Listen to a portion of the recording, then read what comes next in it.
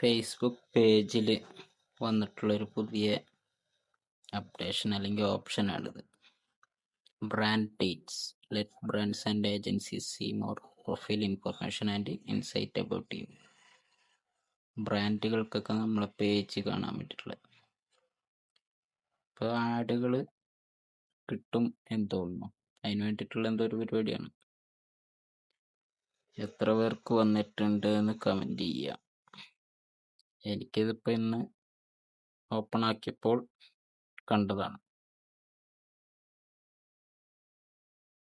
എന്താവുന്നുള്ളത് ഭാവിയിൽ ഇനി കണ്ടറിയാം.